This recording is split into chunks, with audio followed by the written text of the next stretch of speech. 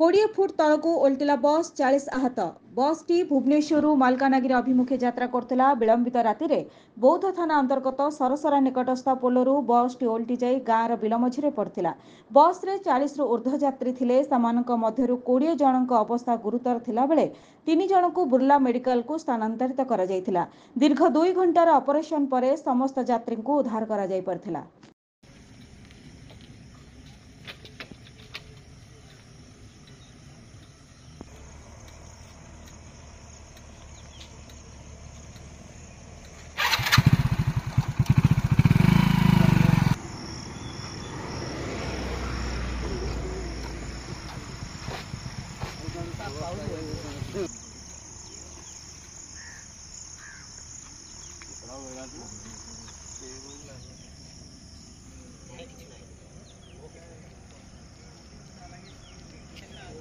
আর উঠে বললা দেখো